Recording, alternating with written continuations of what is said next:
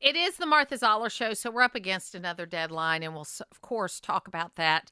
But joining me right now is international attorney Robert Amsterdam, who we had on a few months back to talk about the church in Ukraine. And he got back from Kiev last week, and we wanted to get an update on what's going on because we have spent $100 billion in Ukraine over the last 2 years, and there is a push to continue to spend in that area. And I'm conflicted about it, I'll admit, because on the one hand, I feel like we've offered help and we should complete that help. But on the other hand, I'm alarmed at some of the things I'm hearing. So, Robert, thank you so much for being back with us. Listen, thank you for having me. I share your views in that I think we need to complete the job we started by supporting Ukraine. But at the same time, what I witnessed in terms of the persecution of Christians was really beyond my capacity to believe. We talked a little bit about it the last time, but you're just back from Kiev. Tell us a little bit about what you saw, and then help me understand why they would be trying to dismantle this church.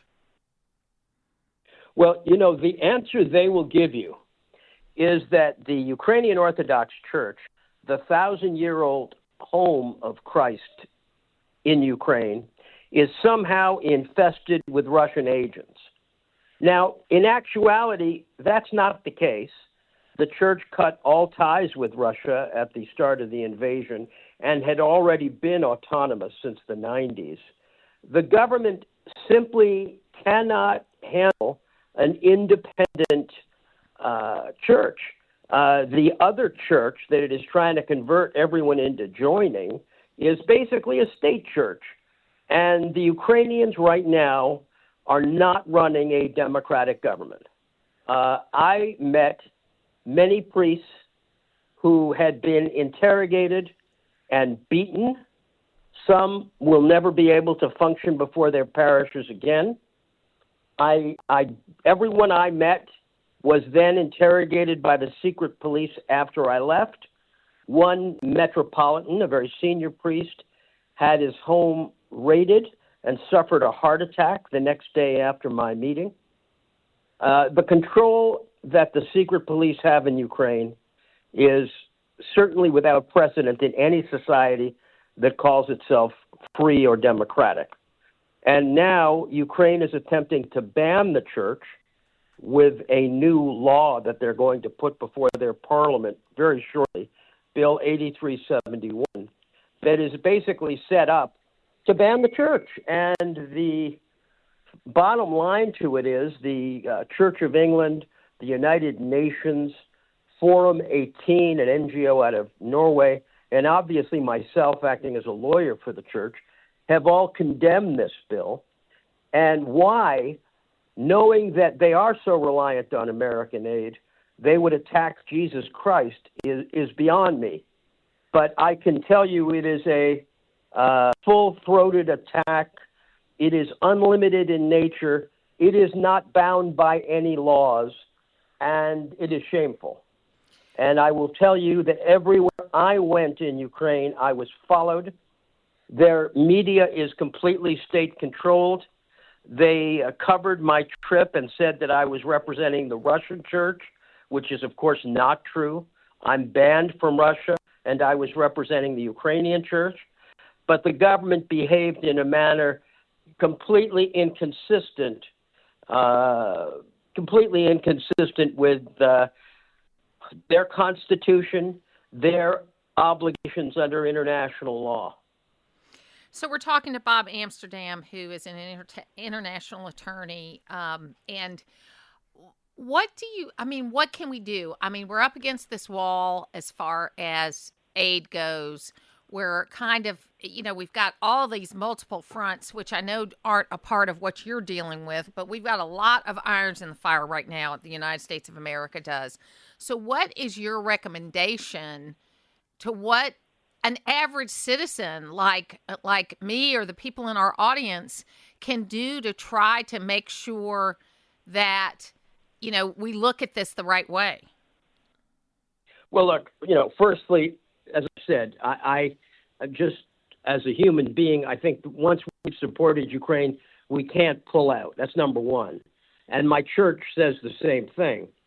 In terms of the church, I would honestly ask all of your folks who are God-fearing to go to their ministers, priests, or rabbis and ask them to speak to their churches and synagogues and get letters going to the speaker of the Ukrainian Rada to ask them to stop this bill. It's just that simple. If the Ukrainians knew that this matter was with some currency in the United States, it might slow them down. But they do everything behind a wall of impunity. You see, American journalists who are living in Kiev will not report on this. I can tell you the only journalist I know that is reporting on this is Tucker Carlson. Mainstream media are ignoring it. They don't want to hear about it. I've never seen a news blackout like this in my life. Well, I think it's complicated, right? It doesn't fit any narrative, and you should always take the news where it takes you.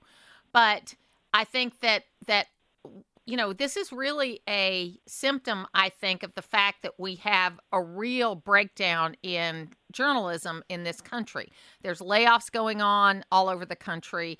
You don't have the people anymore that have expertise in certain areas because of the reduction in size. I'm not giving an excuse, but I'm saying these kinds of things and this very complicated issue is happening at the same time we're having kind of an identity crisis as far as what journalism is supposed to be. Well, listen, firstly, journalism's not alone.